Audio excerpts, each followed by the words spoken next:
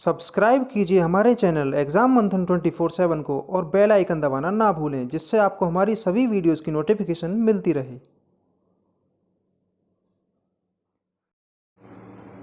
Hello students, कैसे हैं आप सभी। मैं विकास आप सभी का एग्जाम मंथन पर स्वागत करता हूं। देखिए, एंशिएंट इंडिया के अंतर्गत हम मौर्योत्तर काल को पढ़ रहे थे और मौर्योत्तर काल के ऊपर ये हमारी सेकंड वीडियो है। फर्स्ट वीडियो में हमने पढ़ा था कौन कौन से हमारे देसी वंश थे, कौन कौन से विदेशी वंश थे। फिर उसके बाद हमने देसी वंशों पर बात की और देसी वंशों के अंतर्गत हमने एक वंश पर बात की थी। कौन सा था?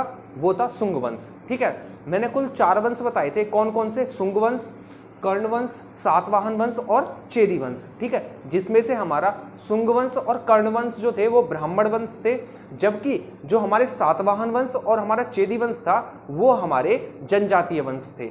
ठीक है, बाकी हम जो नेक्स्ट पढ़ने वाले हैं मौर्योत्तर काल के अंतर्गत वो होंगे हमारे विदेशी वंश। ठीक है ना, जैसे इंडो ग्रीक, ठीक है, कुषाण, ये सब हमारे कैसे थे? विदेशी वंश थे, यानी विदेशों से आए थे और भारत में इन्होंने अपना शासन जमाया था। ठीक है, तो आज की हमारी बारी है 3 वंशों पर बात करने की। कौन कौन से? कर्ण वंश, सातवाहन वंश और चेदी वंश। इन तीनों पर आज हम बात करेंगे और हमारा देसी वंशों वाला पोर्शन खत्म हो जाएगा। ठीक है, तो जिसने पुरानी वाली वीडियो नहीं देखी है, सबसे पहले वो उस वीडियो को जाकर देखे, क्योंकि ये वीडियो उससे रिलेटेड है।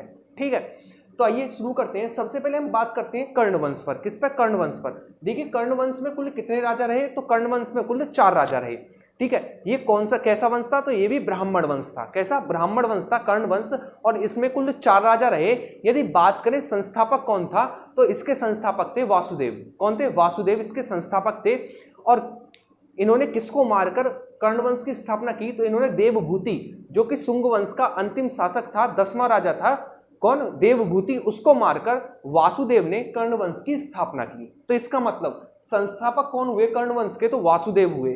ठीक है, यदि बात करें अंतिम राजा, तो अंतिम राजा सुशर्मा था। कौन? सुशर्मा अंतिम राजा था। और सुशर्मा की हत्या किसने की? तो सुशर्मा की हत्या की, ठीक है, सिमुक ने। किसने? सिमुक ने सुशर्मा की हत्या की और सिमुक ने सातवाहन वंश की स्थापना की। ठीक, तो एक बार हम दोबारा से चलते हैं, पीछे से देखिए। सबसे पहले हमारा शुंग वंश। शुंग वंश का अंतिम शासक रहा कौन? शुंग वंश का अंतिम शासक रहा देवभूति। देवभूति की हत्या करी जो राजा थे कौन? वासुदेव ने, और कर्ण वंश की स्थापना की। ठीक है ना। कर्ण वंश का अंतिम शासक रहा कौन? कर्ण वंश का अंतिम शासक रहा सुशर्मा, और उसकी हत्या इसके एक सैनिक किसने की? सिमुक ने की, और इसने सातवाहन वंश की स्थापना की। ठीक है, आपको याद रखना है।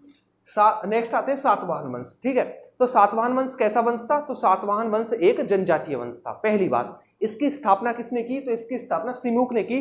किसको मारकर? तो कर्ण वंश के अंतिम राजा सुशर्मा को मारकर। ठीक है, इनकी भाषा कैसी थी? तो इनकी भाषा प्राकृत थी। ठीक है ना, प्राकृत इनकी भाषा थी। किसकी? सातवाहनों की भाषा प्राकृत थी। यदि बात करें इनकी राजधानी, तो इनकी राजधानी नासिक के पास प्रतिष्ठान या फिर पैठन थी। ठीक है ना, आपको याद रखना है सातवाहन वंश के जो लोग थे उनकी राजधानी क्या थी? तो उनकी राजधानी प्रतिष्ठान या फिर पैठन। कहां पर? महाराष्ट्र के नासिक में।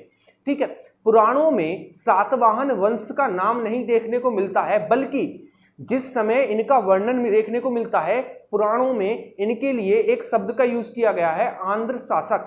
कौन सा? आंध्र शासक। यदि हम वंश के आधार पर बात करें, समय के आधार पर तुलना करें, तो आंध्र शासक किसी और को नहीं बल्कि सातवाहन वंश को ही कहा गया है पुराणों में। ठीक है, तो पूछा जाएगा कि पुराणों में सातवाहन वंश के लोगों के लिए किस शब्द का प्रयोग किया गया है? तो सातवाहन वंश के लोगों के लिए एक शब्द का प्रयोग किया गया है जिसका नाम है आंध्र शासक। ठीक है, आंध्र शासक। इसमें कुल कितने राजा रहे? तो इसमें कुल 19 राजा रहे। कितने? 19 राजा कुल रहे किसमें? सातवाहन वंश में। ठीक, नेक्स्ट हम बात करते हैं इसके प्रमुख राजाओं पर बात करते हैं, जैसे कि सबसे पहले राजा रहे सिमुक। सिमुक कौन रहे? संस्थापक रहे, जिन्होंने सुशर्मा की हत्या करके सातवाहन वंश की स्थापना की थी। यदि हम नेक्स्ट बात करें सप्तकर्णी प्रथम। सप्तकर्णी प्रथम जो था वास्तविक संस्थापक था किसका? सातवाहन वंश का। ठीक है ना, और सबसे प्रतापी भी राजा भी था सातवाहन वंश का, सप्तकर्णी प्रथम। ठीक है, सप्तकर्णी प्रथम। ठीक, सांची स्तूप जो है उस पर एक सातवाहन वंश के राजा का नाम देखने को मिलता है, और वो सातवाहन वंश का राजा कौन है? सप्तकर्णी प्रथम। तो पूछा जाएगा कि सांची स्तूप पर किस राजा का नाम देखने को मिलता है? तो आपका आंसर होगा वो था सप्तकर्णी प्रथम। ठीक है, सप्तकर्णी प्रथम। और किस वंश का राजा था? तो सातवाहन वंश का राजा था। ठीक, नेक्स्ट हम बात करते हैं, नेक्स्ट राजा था हॉल। हॉल से संबंधित आपको एक बात याद रखनी है केवल, कि इसकी पुस्तक का नाम था गाथा सप्तशती। कौन सा? गाथा सप्तशती हॉल की पुस्तक का नाम था और ये सातवाहन वंश का राजा था। ठीक है, नेक्स्ट हम बात करते हैं गौतमीपुत्र सप्तकर्णी। गौतमीपुत्र सप्तकर्णी जो था पहला राजा था जिसने अपने नाम के आगे मां का नाम लगाना शुरू किया, जैसे गौतमीपुत्र यानी गौतमी का पुत्र। ठीक है, सप्तकर्णी का मतलब सप्तकर्णी द्वितीय।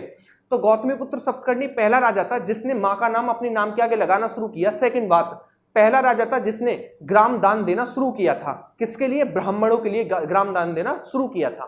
ठीक है, इसने एक नहपान को हराया था, नहपान के राजा को हराया था। शक राजा था नहपान, शक राजा था नहपान, उसको हराया था किसने? गौतमीपुत्र सप्तकर्णी ने। ठीक है ना, मां का नाम लगाना शुरू किया था नाम के आगे गौतमीपुत्र सप्तकर्णी ने, और भूमिदान सबसे पहले देना शुरू किया था गौतमीपुत्र सप्तकर्णी ने। नेक्स्ट हम बात करें वशिष्ठी पुत्र पुलुवामी। वशिष्ठी मतलब इसकी मां का नाम, पुत्र मतलब इसका पुत्र किसका? वशिष्ठी का, पुलुवामी इसका वास्तविक नाम। ठीक है ना, तो वशिष्ठी पुत्र पुलुवामी से आपको एक बात याद रखनी है कि अमरावती अभिलेख, कौन सा? अमरावती अभिलेख मिला है, एकमात्र अभिलेख मिला है अमरावती से, किसके नाम का? तो वशिष्ठी पुत्र पुलुवामी के नाम का मिला है।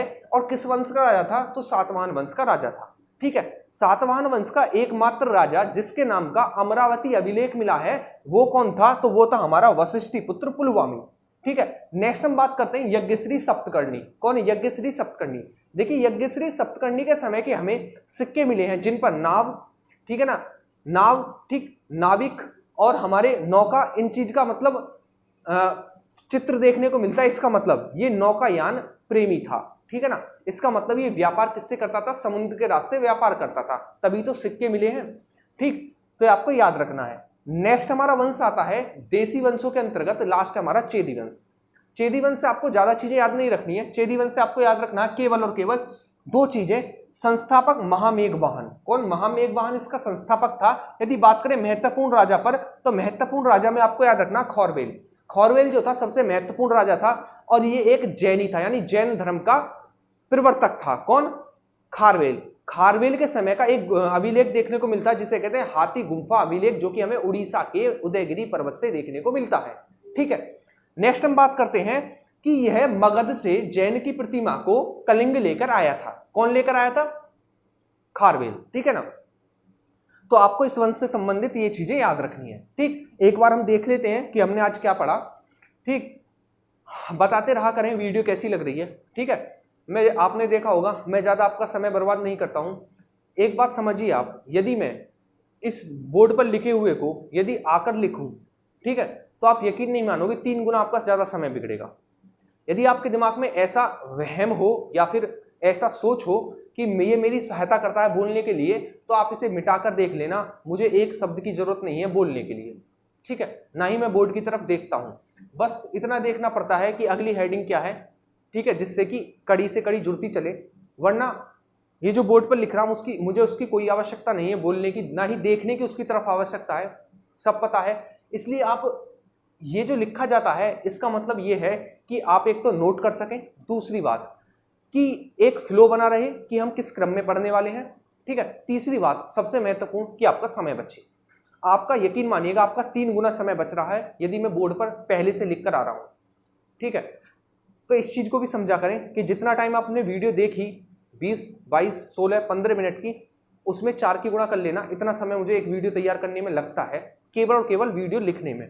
ठीक है, क्योंकि कंटेंट देखना भी पड़ता है सही सटीक। ठीक है, एक छांटना भी पड़ता है, वरना किताबों में बहुत ज्यादा लिखा हुआ है, आपको पता है, छांटना पड़ती है, चीजें निकालनी पड़ती हैं। ठीक है, वरना सातवाहन वंश में लगभग 19 राजाओं का वर्णन है। आप 19 राजाओं के बारे में 10-10 लाइनें लिखी हुई हैं, 20-20 लाइनें लिखी हुई हैं, ना तो वो आज तक एग्जाम में पूछी गई हैं, ना ही पूछी जाएंगी। ठीक है, लेकिन आपको ये बात पता है? नहीं पता। ठीक, तो इस चीज को थोड़ी सोचना पड़ता है। इसीलिए अगर आपको पसंद आया करे तो लाइक किया करें, वरना तो कोई बात ही नहीं। ठीक है, तो आज हम देखते हैं आज हमने क्या पढ़ा। सबसे पहले हमने कर्णवंश पढ़ा।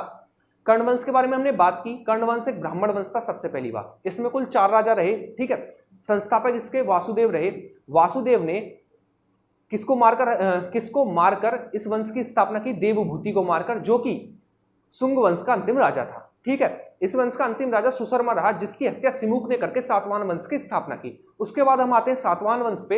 यदि सातवाहन वंश की बात करें, सिमुक ने इसकी स्थापना की। यह एक जनजातीय वंश था। कैसा वंश था? जनजातीय वंश था। इनकी राजधानी जो थी प्रतिष्ठान नासिक के पास या फिर कह सकते हैं पैठन थी। कहां पर? महाराष्ट्र में। यदि बात करें इनकी भाषा तो इनकी भाषा प्राकृत थी। ठीक है, नेक्स्ट हम बात करें प्रमुख राजाओं पर। किस पर? प्रमुख राजाओं पर बात करें या फिर कह दें हम पुराणों में इनका नाम क्या देखने को मिलता है, तो पुराणों में इनका नाम आंध्र शासक देखने को मिलता है, सातवाहन वंश का। ठीक है, यदि हम राजाओं पर बात करें, सबसे पहला राजा लेते हैं सिमुक जो कि संस्थापक था। उसके बाद हम आए सप्तकर्णी प्रथम। सप्तकर्णी प्रथम सबसे प्रतापी राजा था सातवाहन वंश का। ठीक है, सांची स्तूप के द्वार पथ पर इसका नाम देखने को मिलता है, किसका? सप्तकर्णी प्रथम का।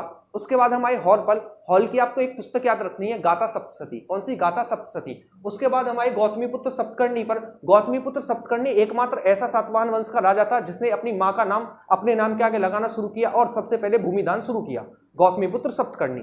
ठीक है, उसके बाद हम किस पर आए? उसके बाद हम आए वशिष्ठिपुत्र पुलवामी। वशिष्ठिपुत्र पुलवामी एकमात्र ऐसा राजा था सातवाहन वंश का जिसके नाम का अमरावती अभिलेख में देखने को मिलता है, आंध्र प्रदेश से। ठीक है, उसके बाद हम पहुंचे किस पर? यज्ञश्री सप्तकर्णी। ठीक है ना, यज्ञश्री सप्तकर्णी जो था एक ये नौकावाहन, इसके समय के सिक्के मिलते हैं जिन पर हमें समुद्र, ठीक है, नौका वाहक इनकी आकृति देखने को मिलती है। इसका मतलब ये व्यापार जो करता था समुद्र के रास्ते करता था और समुद्र प्रेमी था। कौन? यज्ञश्री सप्तकर्णी। ठीक है, उसके बाद हमने बात की चेदी वंश पर। चेदी वंश का जो संस्थापक था वो था महामेघ वाहन। इसके दूसरा राजा आपको याद रखना है, कौन? खारवेल। खारवेल के नाम का हाथी गुफा अभिलेख देखने को मिलता है और खारवेल एक चेदी जैनी शासक था। जैनी शासक था यानी जैन धर्म का मानने वाला था। यदि बात करें कि मगध से कलिंग की मूर्ति, मगध से जैन की मूर्ति को कलिंग कौन लेकर आया, तो वो लेकर आया था कौन? खारवेल। ठीक है ना, किस वंश का राजा था? तो चेदी वंश का राजा था। बहुत बार क्वेश्चन पूछा गया है। ठीक है, ये चीजें आपको याद रखनी है, नॉर्मल था सब कुछ। ठीक है, तो इस प्रकार आप पढ़िएगा और अच्छे से मेहनत कीजिए। ठीक है, जो आपको बोर्ड पर लिखा हुआ मिल रहा है ना 16-20 मिनट में, यकीन मानिएगा ये दिनों की मेहनत है। ठीक है, दिनों से आगे यदि आप आगे जाएंगे तो महीने भी बोल सकते हैं। ठीक, क्योंकि पढ़ना, फिर कंटेंट निकालना, ठीक है, फिर वो चीज डिसाइड करना कि क्या पूछा जा सकता है एग्जाम में, ठीक, बोर्ड पर लिखना, फिर आपके लिए बनाना। ठीक, तो इन चीज़ों को ध्यान में रखकर ही लाइक या डिसलाइक किया करें। मर्जी है, क्योंकि 2 ऑप्शन है, लाइक भी कर सकते हैं, डिसलाइक भी कर सकते हैं, कोई दिक्कत नहीं है। ठीक है, तो मिलेंगे अपनी नेक्स्ट वीडियो में। यदि अच्छा लगे तो लाइक जरूर करना और अच्छे से अपना रिवीजन करना। ठीक है, नोट्स आपको उम्मीद है मिल चुके होंगे। यदि नहीं मिले होंगे तो मैं अभी डाल दूंगा। ठीक है, याद नहीं रहता है थोड़ा बहुत कभी कभी कि कौन से नोट्स डाल दिए, तो आप बता दिया करें। ठीक है, नहीं तो आप मैसेज कर सकते हैं ग्रुप में जो नोट्स नहीं आए हैं, बार बार नहीं, एक बार। ठीक है, तो हम नेक्स्ट वीडियो मिलेंगे। जब तक आप अच्छे से रिवीजन कर लेना। नेक्स्ट वीडियो में हम पढ़ेंगे विदेशी मूल के जो वंश थे उन पर बात करेंगे। ठीक है, तो थैंक यू, मिलते हैं नेक्स्ट वीडियो में।